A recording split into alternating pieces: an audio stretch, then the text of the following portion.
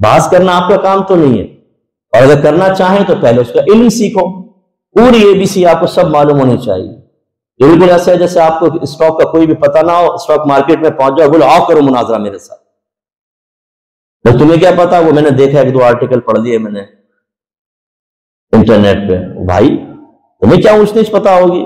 یا کالا کوٹ پہن کے پہنچ گئے کورٹ میں، آؤ بڑے سے بڑے وکیل کو چیلنج کر دیا، آج میرے ساتھ مقابلہ کر لو۔ ایسے کیسے کر لو گے یار؟ نہ معلومات نہ کچھ، تھوڑا بہت تم نے دیکھ لیا تو اس سے سب کچھ آ گیا۔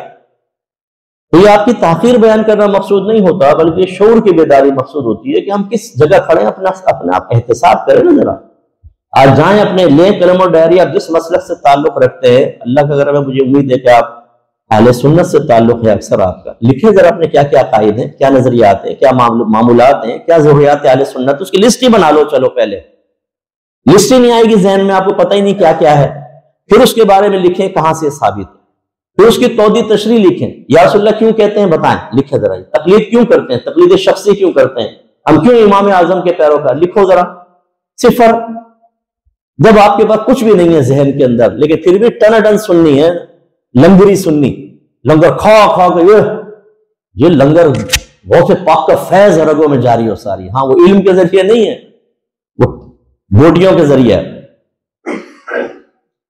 تو پھر جب ہم وہ ٹن ٹن سننی کہلاتے ہیں، آتا جاتا کچھ بھی نہیں ہے، آپ کو ایک دلیل دیتا ہے چاروں شانے چیز، بالکل ہر 12ویں کے اوپر ہمارے پاس انبار ہوتا ہے۔ مفتی صاحب ذرا بتائیے گا یہ 12ویں کہاں سے ثابت ہے، اس کے جواز کے دلیل جلوس کہاں سے؟ یار تمہیں 50 دفعہ بیان ہو چکا، علماء نے کتابوں میں لکھا، آپ کو فرصت ہی نہیں ہے بالکل سوچنے سمجھنے کی، اس سے خرابی پیدا ہوتی ہے۔ پھر اس قسم کے لوگ جو ہوتے ہیں وہ سوشل میڈیا پر جو بیٹھے ہوتے ہیں، ایک ہاتھ میں قرآن ایک ہاتھ میں بخاری لے کر 2 منٹ میں ہمارے نوجوانوں کا ذہن بدل دیتے ہیں۔ آپ کہتے ہیں میں پکا سنی تھا، اب میں کنورٹ ہو گیا ہوں۔ تمہیں پکے پن کا پتہ ہی نہیں ہے ابھی بالکل، کہ پکا پن کہتے کہ اس میں پکا سنی کون ہوتا ہے، تمہیں پتہ ہے سنی کون ہوتا ہے، پھر پکا سنی کون ہوتا ہے آپ کو معلوم ہے؟ چلو اسی پہ ہم ایک بات گفتگو کر لیتے ہیں، ڈیبیٹ کر لیتے ہیں، جمعہ ختم ہو جو سمجھتا ہے میں پکے سنی پہچانتا ہوں کون ہے پکا سنی، وہ آ کے بات کرے۔ ایک طالب علم کی حیثیت سے کروں گا، کوئی آپ کو خدا نہ خواستہ ذلیل کرنا مقصود نہیں ہے، یہ صرف شعور بیدار کرنا چاہتا ہوں، خوش فہمی کی دنیا سے باہر نکل آؤ۔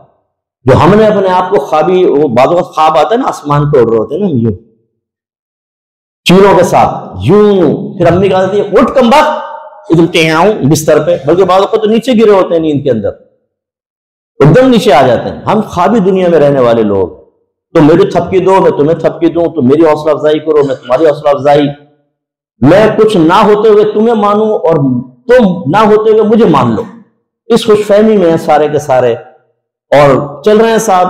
اب ایک دلیل کوئی دیتا ہے قرآن یا حدیث کی، بوگس دلیل ہوتی ہے۔ پہلے میں نے آپ کو بتایا تھا کہ استدلال کے 4 طریقے ہوتے ہیں، اور ان کو تو استدلال کی ہوا بھی نہیں ہے، یہ 5واں استدلال کر رہے ہوتے ہیں جس کو استدلالات فاسدہ میں شمار کیا جاتا ہے، اور آپ کہتے ہیں یار کیا جو قرآن سے ثابت کر دیا، حدیث سے ثابت کر دیا، جو قرآن کی آیت وہ پڑھ رہا ہے، آپ کو پتا ہے کہ اس کے خلاف 4 آیتیں اور ہیں، وہ تو آپ کو معلوم ہی نہیں ہے۔ وہ ایک حدیث بیان کر رہا ہے، آپ کو پتا ہے کہ 100 حدیثیں اس کے خلاف موجود ہیں، وہ آپ کو پتہ ہی نہیں ہے۔ آپ نے ایک حدیث سن کے کہا اس نے قرآن و حدیث سے ثابت کر دیا، جب تک آپ اپنے علماء سے رجوع کر کے اس کا جواب حاصل نہیں کر لیں، آپ کیسے کہہ سکتے ہیں صحیح کہہ رہا ہے؟ اگر ایسی بات ہو تو جج کے سامنے ہر وکیل اپنے دلائل پیش کرتا ہے اپنے کلائنٹ کے لیے، تو اس کا مطلب اگر وہ پیش کرے تو دوسرے کو تو بھی چھوڑ دو نا۔ آپ کہیں یار اب آپ کا کیس ہے اور آپ کے خلاف وکیل کر رہا ہے، تو آپ نے کہا نہیں اس نے دلیل دے دی، ٹھیک ہے بس کرتے ہیں صاحب، نہیں اپنے وکیل سے کہتے ہیں اس کا جواب لاؤ، جواب اس سے پہلے آپ تسلیم نہیں کرتے، کیونکہ پھنسیں گے نا آپ، کیس ہار جائیں گے۔ لیکن دین کا کیس ہارنے کے لیے بالکل تیار بیٹھے ہوئے، اس نے ایک کوئی قرآن اٹھایا، حدیث ہاتھ میں اٹھائی، جو آپ کے اکابرین نے علمی خزانے کتابوں میں لکھے، اس نے اسی کو پڑھ کر انہی کو استعمال کر کے آپ کو معروف کیا۔ آپ نے کہا جی میں تو اپنی سنت چھوڑ رہا ہوں، میں گمراہ ہو گیا تھا، اب میں راہ پر آیا ہوں۔ او بھائی جب تو راہ پہ تھا نا پہلے، جس کو تو گمراہی کہہ رہا ہے، اس وقت بھی تجھے کسی نہ کسی چیز سے اطمینان ہوا تھا، لیکن تو نے بھی خود یہ کہہ کر کہ میں پہلے گمراہ تھا اب ہدایت پر ہوں ثابت کر دیا تو اس قابل نہیں ہے کہ تو دلائل کی قوت کو سمجھ سکے، تبھی تو نے پہلے والے کو چھوڑ کے اس کو اختیار کیا۔ اور عنقریب ایسا ہوگا کوئی اور دلیل تیرے ذہن میں آ جائے گی، یا क्लिक करेगी यहाँ, इसको भी छोड़ देगा। ऐसा आदमी कैसे दूसरे पे भरोसा कर सकता है? यानी पहले मेरा फहम नाकिस था, एक आयत एक हदीस सुनकर एकदम गोया कि इमाम आज़म अबू हनीफा रज़ियल्लाहु ताला अन्हु की शागिर्दी मिल गई मुझे, सारे वसवसे से दूर, सब चीजें अब मैं कामिल हो गया हूं। ऐसे किसी भी कामिल को आप मेरे पास लाए, मैं दोबारा उसको नाकिस बनाता हूं बड़े इजीली अंदाज। मेरे पास तो बहुत आते रहते हैं ना, हमारी फील्ड नहीं है असल में मुनाजरा। हम लोग पढ़ने पढ़ाने वाले लोग हैं, मैं आलिम बनाता हूँ, मुफ्ती बनाता हूँ, आलिमा मुफ्तियात में तैयार करता हूँ। मेरा मिशन है जिंदगी का कि मैं मरूं तो 5000 आदमी मेरी जगह लेने वाला खड़ा हो। अभी आपको नजर नहीं आएगा, इंशाअल्लाह करीब आप देखें अपर लेवल पर आएगी जो हमारी प्रोडक्शन है इंशाअल्लाह।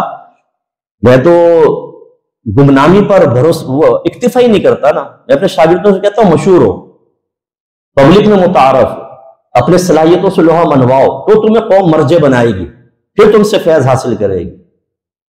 इसमें बाद उलमा नाराज होंगे, लेकिन जो उलमा पिक्चर्स वगैरह वीडियो नहीं बनवाते, उनका फैज देख ले कितना जारी। इतना अल्लाह ने आपको इल्म दिया, अगर आप सोशल मीडिया पर आकर या मीडिया पर आकर फैज जारी करते, पूरी दुनिया आपसे फैज हासिल करते। अगर एक मुनाजिर और कहता है वीडियो नाजायज है, तस्वीर नाजायज है, आप अपने मुनाजरे के फन को अपने पास ही दफन करके कब्र में चले जाएंगे। मौजूदा दौर के तकाजों टेक्नोलॉजी से फायदा उठाना ये वक्त की जरूरत है, और 50 चीजों के अंदर उलमा फतवे दे चुके हैं कि जी अब पुराने मसले पे नहीं चलेंगे, नए मसले पे चलेंगे, इसके अंदर अटके हुए हैं। और इसी से फायदा उठाकर जाहिल किस्म के लोग अपर लेवल पर आते हैं, उनका मुकाबला करने वाला कोई नहीं होता, वो हमारे नौजवानों का जहन खराब कर रहे हैं। और यहाँ एक ही जिद है, खराब होने दो, तबाह होने दो, ईमान बर्बाद होने दो, नहीं वीडियो सही नहीं और फुला सही नहीं, फुला सही नहीं। 98% पूरी दुनिया के उलमा वीडियो बना रहे हैं, डिजिटल कैमरे से सेल्फीज बनती हैं, पिक्चर्स बनती हैं, और 98% ने इसके जवाज का फतवा दिया। ओनली 2% कोई होगा एक तबका छोटा सा कि जो अभी भी कि नहीं ये तस्वीर हराम है और वीडियो हराम है, डिजिटल कैमरे से भी हराम है। अरे आक़ा नेमत इमाम अहले सुन्नत रज़ियल्लाहु तआला अन्हु कोई पढ़ दे फतावा रज़वी में, आला हज़रत ने फरमाया किसी मसले में फुक़हा का इख्तिलाफ हो जाए तो हक उस तरफ होगा जिस तरफ मेजोरिटी होगी। 98% अरब उलमा पे चले जाएं आप, पूरे अरब कंट्रीज के अंदर सब पिक्चर बनवा रहे हैं, यूरोप में चले जाएं सब पिक्चर बनवा रहे हैं, वीडियोस बन रही हैं, पाकिस्तान हिंदुस्तान में चले जाएं मेजोरिटी। लेकिन ये मुसीबत, चलो बहरहाल, तो कहने का मतलब ये है कि हम तो आलिम और मुफ्ती तैयार कर रहे हैं ताकि ऐसा हो, इंशाअल्लाह करीब वो आपको मंजर आम पर नजर आएंगे।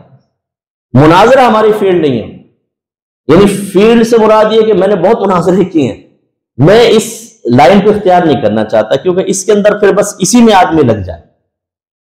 इससे बेहतर है मैं उलमा तैयार करके 50 मुनाजिर उनमें पैदा कर दूं, मैं लग जाऊंगा तो वो छूट जाएगा, तो मैं पैदा कर दूंगा, इंशाअल्लाह आगे वो करेंगे, अल्लाह की बेहतरी करेगा। अब मैं जो आपको समझाना चाह रहा हूं, ये जितने ही भड़के मारने वाले होते हैं, एक लड़के को लेकर आए घर पूरा परेशान, साहब ये इसको समझाएं, ये कहता है मुझे को समझा दे तो फिर मैं मान जाऊंगा। अच्छा भाई, मैंने कहा कोशिश कर लेते हैं, मेरे तो दावा नहीं है कि मैं समझा सकूंगा। बेटा क्या मसला है? कह रहे देखें पूरी दुनिया शिर्क में मुब्तला हो गई, हर तरफ शिर्क हो रहा है, मज़ारात पे शिर्क, और ये शिर्क और वो शिर्क। मैंने कहा आपका दर्द बहुत अच्छा है, शाबाश, ऐसे होना चाहिए बेटे, शिर्क के खिलाफ जिहाद आप और मैं दोनों मिलकर करेंगे। लेकिन मुझे बताओ शिर्क कहते किसको, इसकी शरई तारीफ क्या है? थोड़ी देर मुझे देखता रहा, कहने आप बताएं। मैंने कहा माशाअल्लाह बेटा, इस पूरे शिर्क के स्टेज के ऊपर खड़े होकर नारे तुम लगा रहे हो, सारी उम्मत को मुशरिक और काफिर बिदअती तुमने करार दे दिया है, और तुम्हें ये नहीं पता शिर्क क्या है। मैंने जवाब नहीं दिया फिर उसको कि मैं उसको समझाता। मैंने कहा जाओ बेटा, पहले जिसने तुम्हें ऐसा कहा है उसे शिर्क का माना लेकर आओ, फिर बैठो सेकंड सिटिंग के अंदर, फिर मैं तुम्हें समझाऊं। ऐसे में एक जगह बयान करके निकला, तो वो मैंने आपको तो कई दफा सुनाया वाकया। एक मशहूर जमात है, बड़ी सियासी जमात, उसका आदमी था, इस्लामियात का टीचर था, तो रास्ते में रोक लिया मुझे। आपने जो हदीसें बयान की उससे ऐसा जाहिर होता है कि नबी करीम को इल्म गैब था। मैंने कहा हमारा अकीदा है, तो उदात शराइत के साथ हम मानते हैं इल्म गैब, हर नबी गैब का इल्म लेकर आता है। इसलिए अल्लाह ताला ने देखें अपने नबी के लिए सिफाती नाम रखा है नबीयुन, और नबी का मतलब डिक्शनरी उठाकर देखें तर्जुमा क्या है, गैब की खबर देने वाला। इसलिए आला हज़रत जहां नबी का तर्जुमा करते हैं गैब की खबर देने वाला करते हैं। पहले ये देखें, लेकिन मैं ये उसने डायरी खोली, उसमें आयात हदीसें जिनमें गैरुल्लाह के लिए गैब का इनकार था, ये देखें इतनी सारी आयत। तो ठीक है, मैं कहता मुझे पहले बताएं गैब कहते किसको है? आप यकीन कीजिए थोड़ी तो सोचना करेंगे, अच्छा मैं तैयारी करके आऊं। یہ اکثر ایسے ہوتا ہے.